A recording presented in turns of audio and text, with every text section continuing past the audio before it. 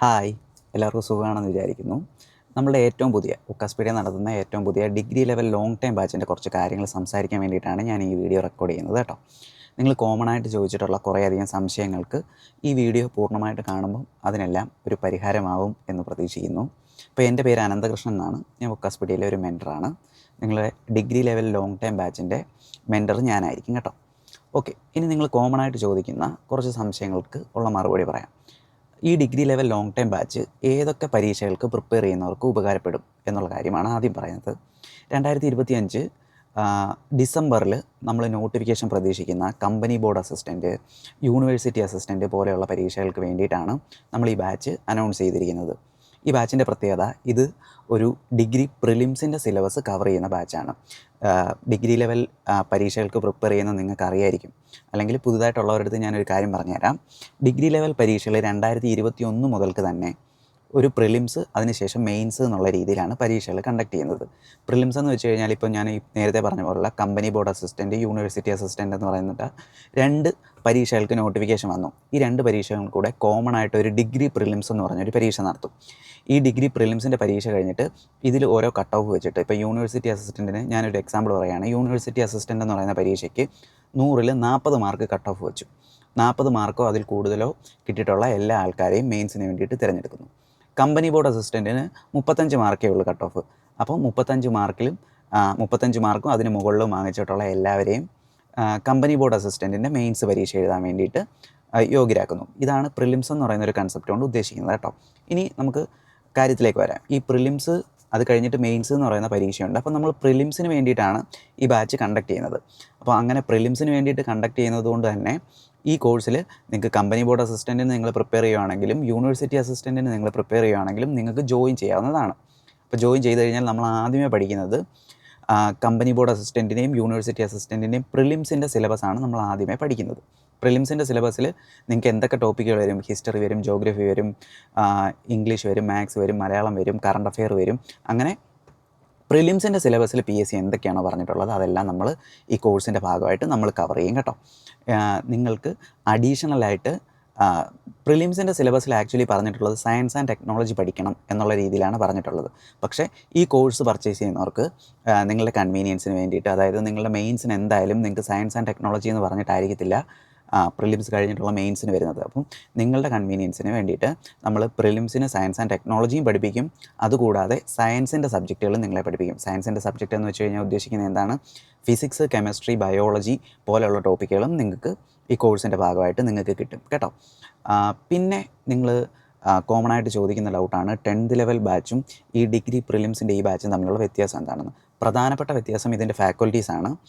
Degree ലെവലിൻ്റെ ഈ batch handle ചെയ്യുന്നത് ഒരു ഡിഗ്രി ലെവൽ എക്സാമിന് വേണ്ടിയിട്ട് തന്നെ തയ്യാറെടുക്കാൻ വേണ്ടിയിട്ട് അത്രയ്ക്ക് എക്സ്പീരിയൻസ്ഡ് ആയിട്ടുള്ള ഡിഗ്രി ലെവൽ പരീക്ഷകൾക്കും അല്ലെങ്കിൽ UPSC പരീക്ഷകൾക്കൊക്കെ നിങ്ങളെ പ്രിപ്പയർ ചെയ്യിപ്പിക്കാൻ കേപ്പബിൾ ആയിട്ടുള്ള ഫാക്കൽറ്റീസാണ്. അതിലൊരു എക്സാമ്പിൾ ഞങ്ങൾ പറയാം. നിങ്ങൾക്ക് എക്കണോമിക്സ് പോലെയുള്ള സബ്ജക്റ്റുകളൊക്കെ ഹാൻഡിൽ ചെയ്യുന്നത് ഹാരിസ് സാറാണ്. ഡെമോ ക്ലാസ്സുകൾ നിങ്ങൾക്ക് വേണമെങ്കിൽ ചോദിച്ചു കഴിഞ്ഞാൽ ഡെമോ ക്ലാസ്സസ് അവൈലബിൾ ആക്കി തരാം.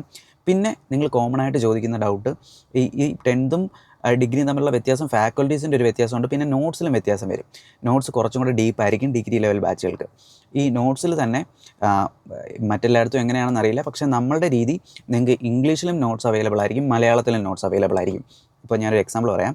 നിങ്ങൾക്ക് ഹിസ്റ്ററിയുടെ 1857 റിവോൾട്ട് അല്ലെങ്കിൽ 1857 കലാപം അല്ലെങ്കിൽ ഇന്ത്യയുടെ 1ാം സ്വാതന്ത്ര്യ സമരം എന്നറിയപ്പെടുന്ന ഒരു ടോപ്പിക്ക് പഠിക്കാനുണ്ടെന്ന് വിചാരിക്കുക. അത് പഠിക്കാനുണ്ടെങ്കിൽ അതിൻ്റെ മലയാളത്തിലുള്ള നോട്ടും, അതായത് മലയാളം മീഡിയത്തിലുള്ള നോട്ട്സും നിങ്ങൾക്ക് തരും, ഇംഗ്ലീഷ് മീഡിയത്തിലുള്ള നോട്ട്സും നിങ്ങൾക്ക് അവൈലബിൾ ആയിരിക്കും. പിന്നെ നമ്മൾ ഈ കോഴ്സ് എങ്ങനെയാണ് കണ്ടക്ട് ചെയ്യുന്നതെന്ന് ചോദിച്ചു കഴിഞ്ഞാൽ, നിങ്ങൾക്ക് ഈ കോഴ്സിൻ്റെ ഫുൾ ഫീസ് വരുന്നത് 1299 രൂപയാണ്. 1299 രൂപ നിങ്ങൾ പേയ്മെൻറ്റ് ചെയ്തിട്ട് നമുക്കതിൻ്റെ സ്ക്രീൻഷോട്ട് അയച്ചു തരുമ്പോൾ നിങ്ങൾ നിങ്ങളുടെ പേരും ജില്ലയും കൂടെ പറയുക. അപ്പോൾ നിങ്ങളെ ഞങ്ങളൊരു പ്രൈവറ്റ് ടെലഗ്രാം ഗ്രൂപ്പിലേക്കും ഒരു ചാനലിലേക്കും ആഡ് ചെയ്യും. അവിടെയാണ് നിങ്ങൾക്ക് മെറ്റീരിയൽസും ക്ലാസ്സുകളും ടൈം ടേബിളും മറ്റു കാര്യങ്ങളും എല്ലാം ലഭിക്കുന്നത് ഈ ടെലഗ്രാമിലായിരിക്കും. അയ്യോ, ടെലഗ്രാമിലാണോ ക്ലാസ് തരുന്നതെന്ന് ഉള്ള ചിന്ത വേണ്ട.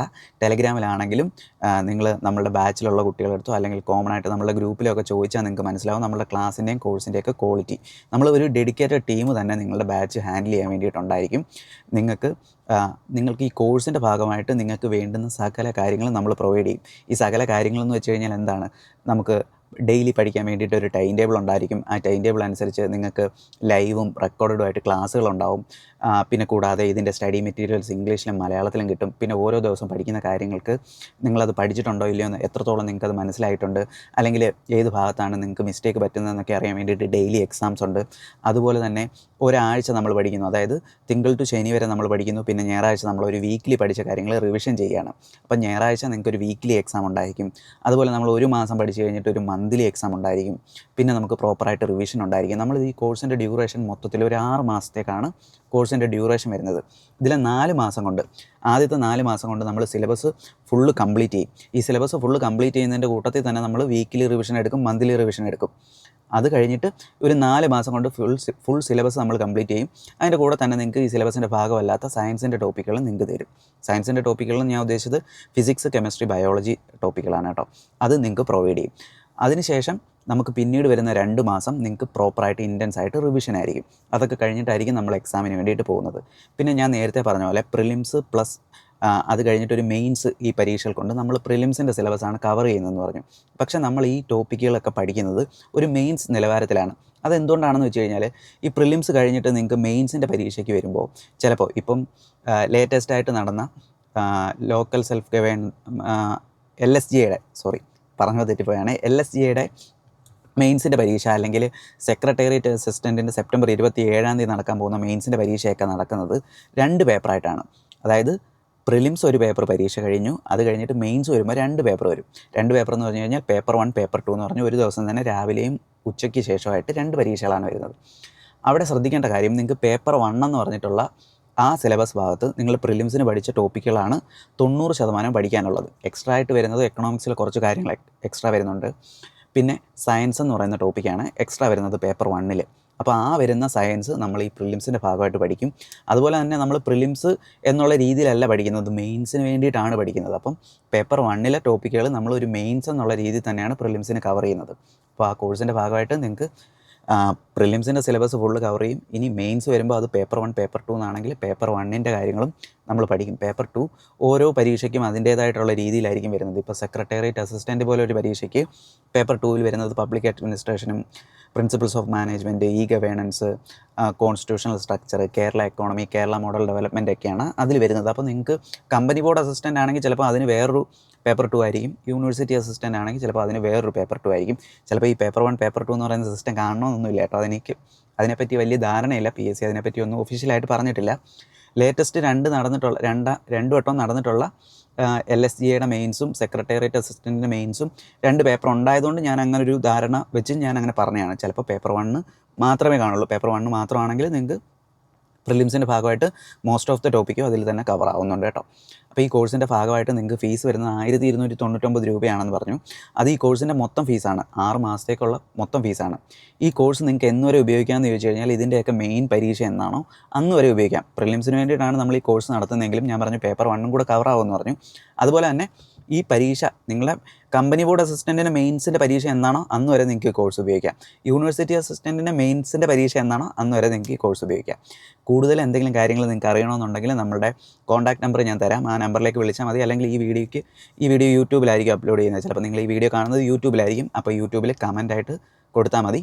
അപ്പോൾ കമൻറ്റിൽ റിപ്ലൈ തരാം കേട്ടോ. ഓക്കെ, ടാറ്റാ.